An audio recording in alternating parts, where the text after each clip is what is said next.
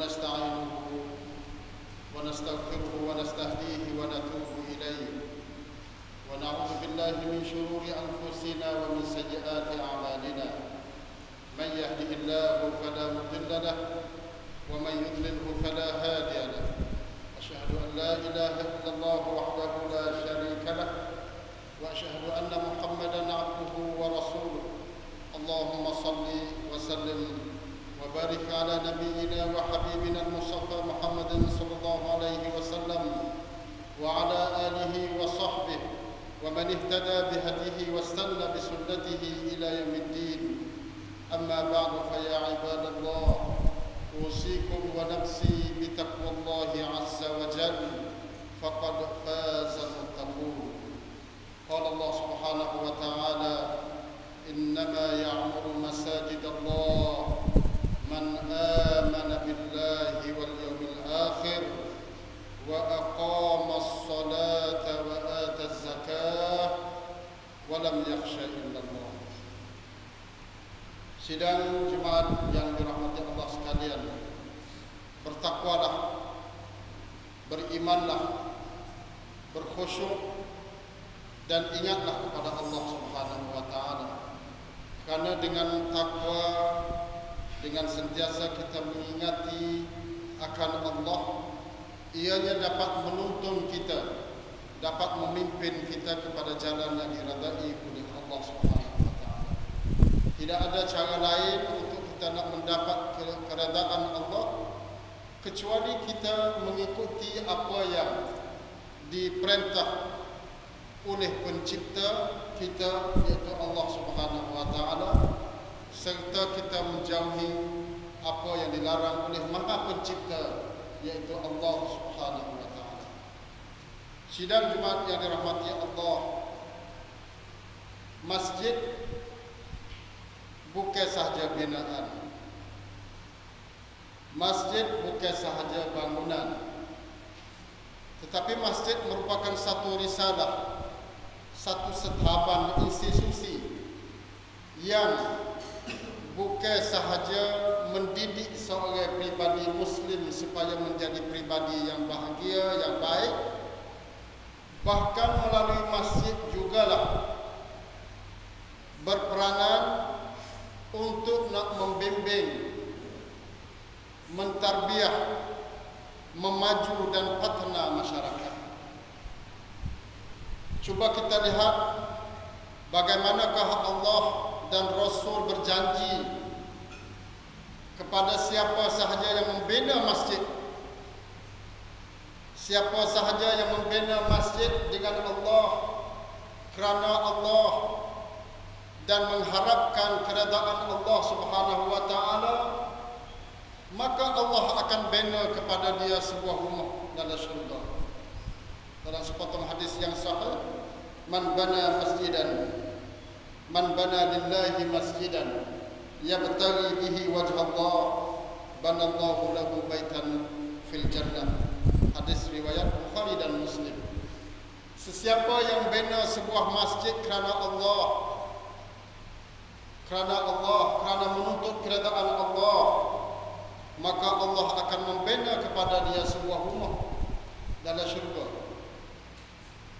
Dalam sepotong hadis lagi, bui sokonge kepada pokok kita hak tak ada duit nak buat sebuah masjid, sebuah sute 1 juta 2 juta, maka ada lagi hadis di dalam Tabrani dalam sahihnya dengan isnad yang sahih mengatakan bahawa siapa yang membina masjid sekadar sarang burung, man bana lillahi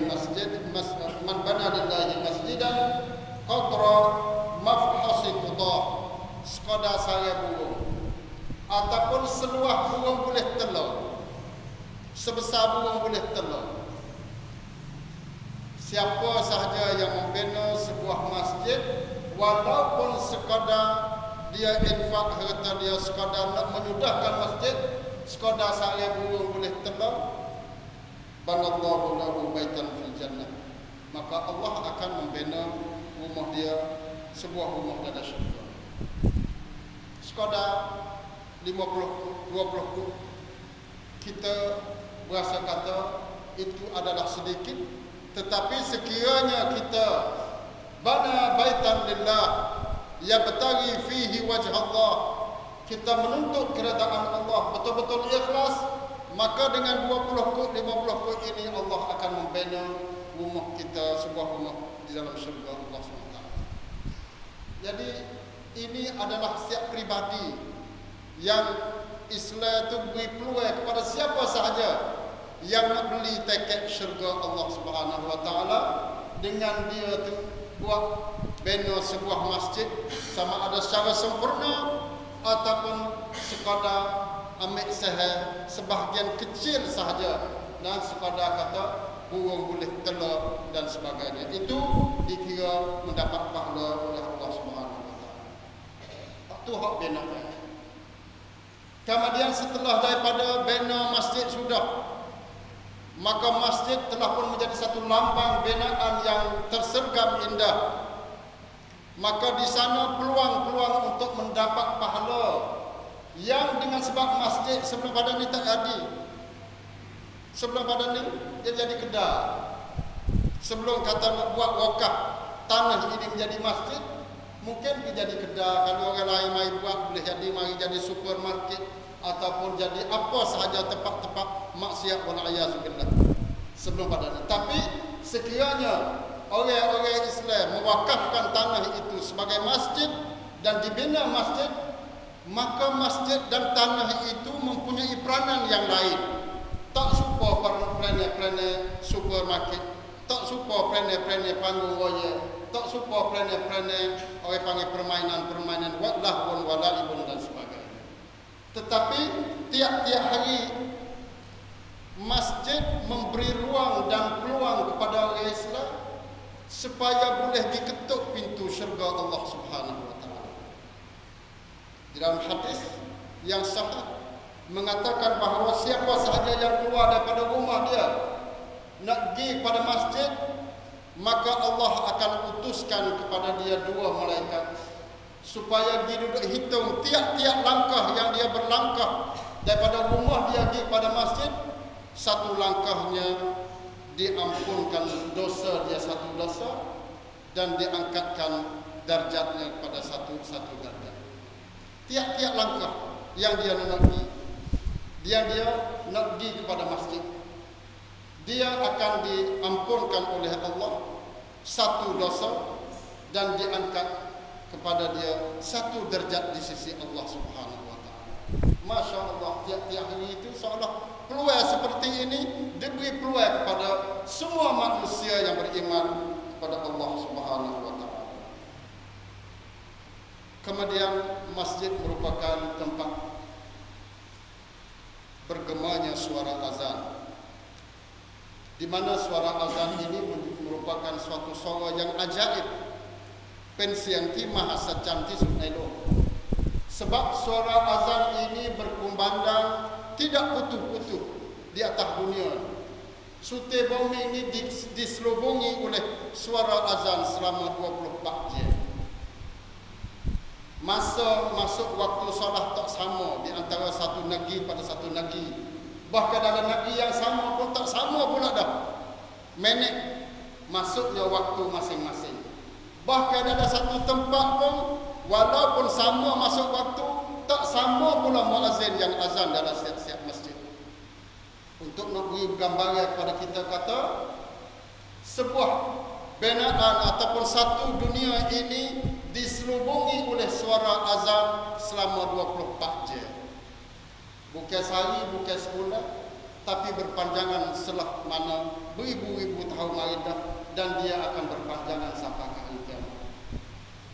Suara azan adalah suara daripada Allah Subhanahu Wa Taala sebagai lambang kata Al-Islam, mengajak kepada semua pihak supaya mengenal Allah yang Maha Agung, supaya mendengar mengatakan bahawa Muhammad Rasulullah, supaya mengajak manusia kepada salat, supaya mengajak manusia kepada kebahagiaan dan kejayaan. Suara ini berkumandang kepada siapa sahaja, tak kira Cina, India, Sikh, Buddha, Yahudi, Kristian, Muslim, semua sahaja tu mengajak mari duduk sini belakang hayyalah salat hayyalah falah. Tidak kata mai mi kha camkat, kata พียงแค่ Muslim yang dia. Sebab tu suara azan itu berkumandang di tempat menara yang tinggi. Dan tidak ada suara yang dikumandangkan di tempat yang tinggi dalam dunia ini nak berbanding dengan suara azan. Tak ada. Kalau ada pun mungkin setahun sekali agama-agama lain. Kalau ada pun mungkin per 10 tahun sekali. Tapi Islam menyeru umat manusia seluruhnya, terutama kepada Muslim dan mukmin, supaya menyertai kepada lafaz-lafaz yang agung yang terkandung di dalam suara azan ini, supaya menyahuti makna-makna yang paling suci ini. Ini adalah suara yang pelik, pensing mahasajan yangที่เกิดขึ้นในโลกนี้ตลอดระยะเวลา24 ชั่วโมงและก็นานนับเป็น10 ศตวรรษribu tahun. Ini yang pertama. Yang kedua, suara azan merupakan suara mengajak kita ke syurga Allah Subhanahu wa taala. Tersebut di dalam hadis yang mengatakan bahawa setelah daripada Bilal bin Rabah azan, setelah pada itu Rasulullah masuk ke masjid dan baginda bersabda, man qala dzalika min qalbihi dakhala al-jannah. Sesiapa yang berkata serupa dengan muazzin kata sakni min qalbihi, daripada hatinya, dakhala al-jannah, masuk syurga. Masuk syurga. Seolah-olah dalam 24 jam Islam buka pintu untuk nak semak masuk syurga 5 kali saja. Wahai umat Islam, fahal min mujib, siapa yang nak diketuk pintu ini? Ada kedak orang mari duduk nak menyahuti มีใครบ้างที่จะตอบรับการเชิญชวนของอาจารย์ของอัลอิสลาม Man qala dzalika min qalbihi dakhala al-jannah. Sesiapa yang menyahuti duduk jawab seorang serupa dengan muazzin kata, kecuali pada hayya 'alas salah kita kata la haula wala quwwata illa billah. Hayya 'alal falah pun sama. Seperti ada hadis ayat lagu itu. Hak lain pada itu kita sebut serupa dengan apa dia muazzin kata, maka kata dengan hati kita min qalbihi dakhala al-jannah, masuk syurga. Alangkah senangnya syurga terbentang luas kepada siapa sahaja yang mahu. Mudah begitu lalu ke syurga ini? Ya, memang mudah. Tetapi untuk nak meyakinkan kata kita itu betul-betul dan benar-benar memahami isi kata azan inilah susah. Apatah lagi untuk kita nak masuk perkataan dalam azan ini masuk dalam hati min qalbihi. Min qalbihi. Apakah sebelum ini Allahu Akbar kita boleh gementar hati-hati kita? Apabila kita dengar asyhadu anna Muhammadar Rasulullah, adakah gementar hati kita, berasa cinta dan kasih sayang kita kepada junjungan besar Nabi Muhammad sallallahu alaihi wasallam? Adakah sebelum pada ini kita dengar hayya 'alas salah, maka kesemua urusan kita adalah remeh-temeh, adalah kecil, cip coy. Kalau kita dengar hayya 'alas salah, semuanya kita boleh tinggal belakang. Kerja kita, turakib kita, nego kita, komputer kita, syarikat kita, adakah semua boleh buat lagu itu? Adakah kita dengar hayya 'alal falah, kebahagiaan, kejayaan, kemenangan, semua bakal nak pergi kepada kemenangan dan kejayaan? Hak ni hak susah. Sebab itu Rasulullah sallallahu alaihi wasallam yang takkid kata min qalbihi, daripada hatinya, pada hati. Dakhala jannah, dia masuk syurga. Setelah itu dia masuk dalam masjid. Dia solat sunat tahiyat masjid, dia tunggu untuk nak semaya. Di dalam sepotong hadis mengatakan bahawa seseorang itu duduk dalam keadaan semaya selama mana dia menunggu semaya. Supaya kita nak tunggu semaya setelah lagi.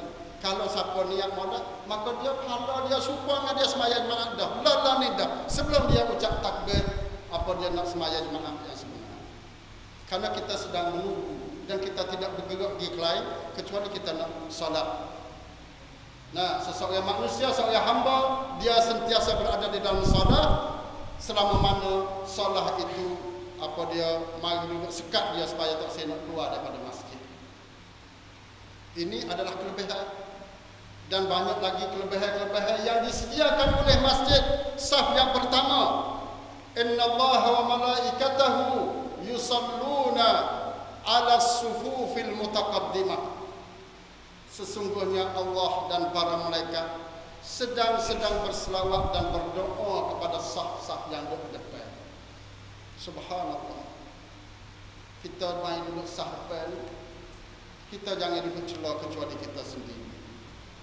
Kita setengah-setengah orang 40, 50 mari dah. Mari duduk semaya jemaat beratus ribu kali dah. Tapi ada kedak mungkin kedak berlaku kata dia tu tidak pernah berada dalam sahpai. Tak rasa duduk sahpai dalam semaya hidup dia 40, 50 tahun lagi. Subhanallah. Ini adalah dia kena tang question mark lebih banyak pada dia. Mungkin pada minggu ni dia lewat, minggu depan dia lewat, minggu 3 dia lewat, mungkin ada kerja. Tapi tak mungkin 50 tahun dia duduk lewat sama duduk sah belakang sama, tak mungkin. Dia kena ada. Kerana apabila dia mengetahui hakikat dan fadilat sah depan ni, mengikut dalam sepotong hadis yang sahih kata kena berebu. Siapakah kena muni untuk nak duduk sah depan? Sesiapa yang tahu kata pahala yang dicadang oleh Allah dalam sah depan dan ada dalam azab dalam bel kalau mung tahu dua perkara ni, Rasulullah kata kamu akan mengundi berebut supaya dengan setengah-setengah tempat kita duduk berebut nak masuk dalam teket darah, nak jumpa dengan darah, nak pergi kenal, nak pergi jabat salam, nak pergi tepuk tangan dengan ahli-ahli neraka waliyazbillah. Dalam musim ini tak lama lagi 2-3 minggu mungkin 3 wilayah akan menjadi suatu tempat apa dia tempat yang buat maksiat antara bangsa, tempat buat maksiat peringkat 3 canggung. Nah, lalu itu kusna banyak maidah. Dan tempat-tempat kita tu pernah ada setitik, kata cawan muslim orang kita ni. Nah, pai yang setua เพื่อที่จะจับมือกับดาราจนกระทั่งเหยียบกันตาย Sampai kematian ada dah biasa berlaku dah. Di Serambi Mekah ni dalam tempat 3 wilayah yang pernah pada masa dulu dikatakan Serambi Mekah, Rabi yang Mekah, tapi sekarang ini mungkin kita akan menjadi satu pensakan di Los Angeles. Nauzubillah min zalik. Tempat buat maksiat 10 hari, sebulan bawah 3 wilayah ni kita boleh ijtihad dalam peringkat 3 wilayah kata kita adalah tempat yang buat maksiat banyak sekali. Siai malam. Nauzubillah min zalik. Jadi kita tak ada khabar kata ini adalah perkara yang dimurkai oleh Allah Subhanahu wa taala. Saf yang pertama, ulama-ulama pada masa dulu apa dia Sa'id bin Musayyib, dia biasa mengaku kata aku tidak biasa lugu takbiratul ihram selama 40 tahun. Masya-Allah, jawab mana 40. Dalam riwayat lain dia kata aku tak biasa tengok tumit orang selama 40 tahun. Maknanya dia duduk sampai sama. Tak biasa tengok tumit guru. Ini fadilah ulama apa dia pada masa tabi'in dan sebagainya. Cuma balik kita pun kita tak kenal kata 40 tahun. Nah, bukan 40 hari, tapi mungkin kita kena jaga. Nah, dan rebut. We ada perasaan tomak.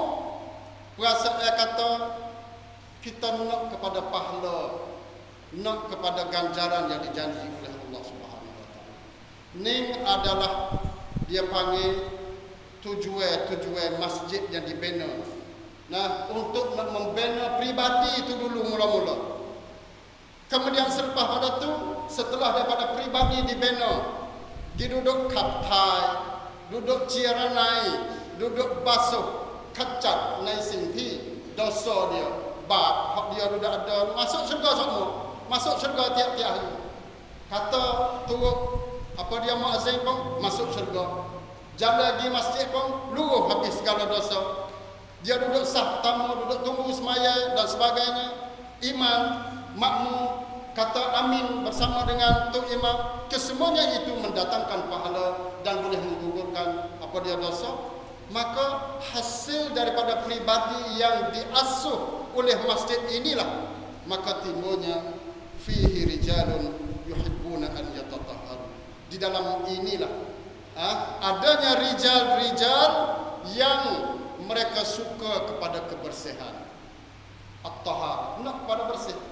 Bersih sama ada bersih pribadi dia, bersih tubuh badan dia, bersih pakaian dia, bersih rumah dia, bersih keluarga dia, bersih raidai dia, hak duk masuk tubik, kena bersih belaka. Kata mutu dia bersih habis. Maka inilah akan timbulnya setiap pribadi apabila bersih hak ni, bersih zahir dan bersih batin, bersih akidah, bersih akhlak, bersih muamalah dengan Allah dan bersih muamalah dengan manusia, maka timbulnya pribadi-pribadi yang unggul, pribadi-pribadi yang baik.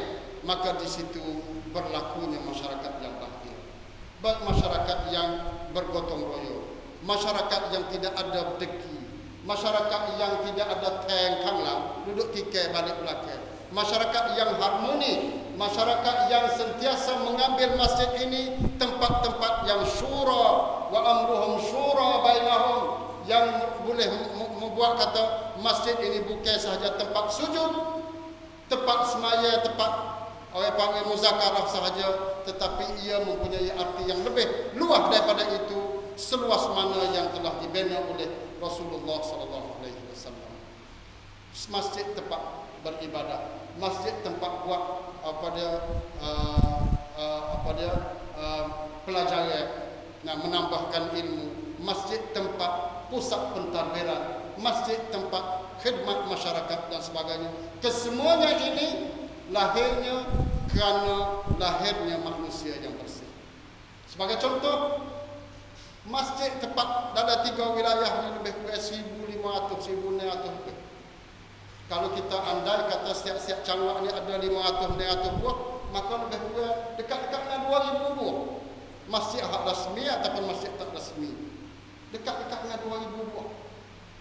Tetapi waktu kita nak gidungan kan barihangan masjid, kita kena pergi tengok di Segoro, kita kena pergi tengok dungan di Bangkok, kita kena pergi tengok dungan di Chiang Mai, Chiang Rai.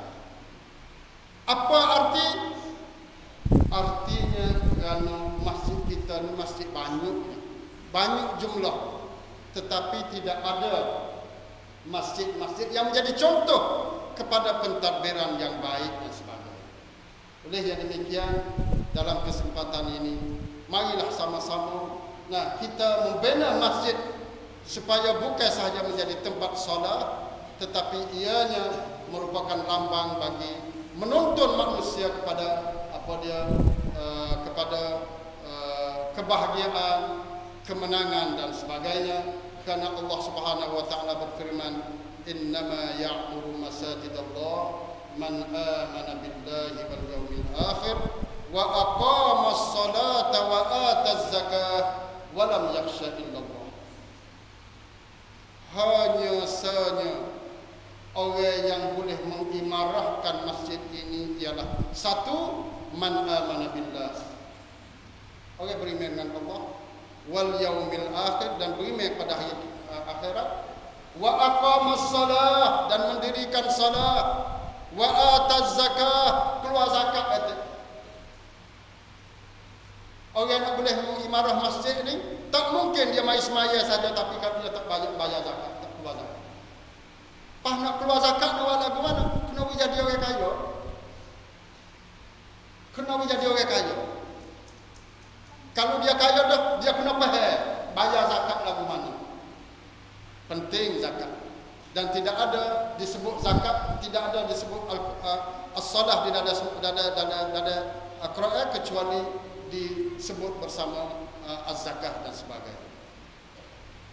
Kena orang menego, kena ada orang lain dan kena ada beri mancatkan zakat yang semuanya itu diatur dan ditadbir oleh masjid.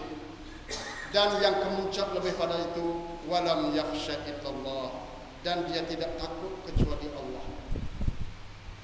Ada hubungnya juga orang boleh imarah masjid ni, orang tak takut kecuali Allah. Kalau orang takut kepada datuk tu, datuk ni, takut kepada amnak tu, amnak ni, kerencai tu, kerencai ni, maka kita tidak boleh nak mengimarahkan masjid.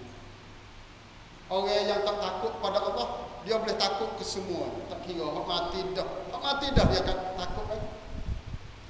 Bukan orang, bahkan binatang-binatang, siapa kau cicak, siapa kau bewok, siapa kau matahari, siapa kau buah tu, dia takut juga. Kerana dia tidak mengimarahkan masjid. Kalau orang mengimarahkan masjid, maka dia tidak takut kecuali Allah Subhanahu wa taala. Inilah di antara hikmah dan peranan masjid di dalam membina sebuah masyarakat yang bahagia, yang harmoni dan diridai oleh Allah Subhanahu wa taala. Barakallahu li wa lakum fil Qur'anil azim wa nafa'ani wa iyyakum bima fihi minal ayati wadh-dhikril hakim wa taqabbala minni wa minkum tilawatahu innahu huwas samiul alim wa astaghfirullahal azim li wa lakum wa ufawwidu amri ila Allah innallaha basirun bil ibad.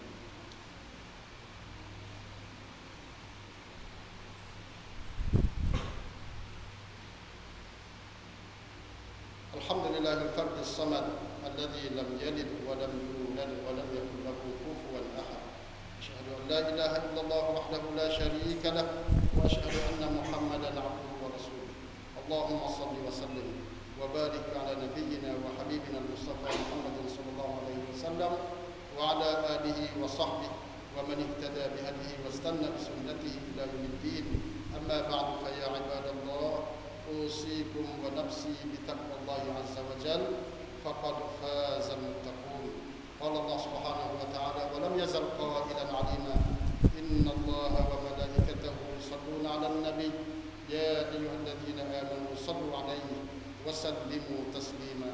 اللهم صل على محمد وعلى آل محمد كما صليت على إبراهيم وعلى آل إبراهيم وبارك على محمد وعلى آل محمد كما باركت على إبراهيم وعلى آل إبراهيم إنك حميد مجيد.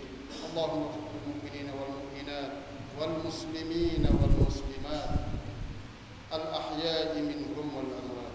اللهم أعز الإسلام والمسلمين وأذل الشرك والمشركين ودمر أعداءك أعداء الدين. اللهم عليك باليهود، اللهم عليك باليهود الظالمين، اللهم عليك بطاغية الشام، اللهم أهلكهم، اللهم انصرنا عليهم برحمتك يا أرحم الراحمين. اللهم انصر المظلومين في كل مكان، خاصة في سوريا والروهينجا وفي كل مكان. اللهم انصر المجاهدين في كل مكان الذين يجاهدون لتكون كلمة الله هي العليا وكلمة الذين كفروا السفلى. ربنا ظلمنا أنفسنا وإن لم تغفر لنا وترحمنا لنكونن من الخاسرين. ربنا آتنا في الدنيا حسنة وفي الآخرة حسنة وقنا عذاب النار. عباد الله، إن الله يأمر بالعدل والإحسان وإيتاء ذي القربى وينهى عن الفحشاء والمنكر والبغي يعظكم لعلكم تذكرون. فاذكروا الله العظيم الجليل يذكركم واشكروه على نعمه يزدكم واسألوه من فضله يعطيكم ولذكر الله أكبر والله يعلم ما تصنعون.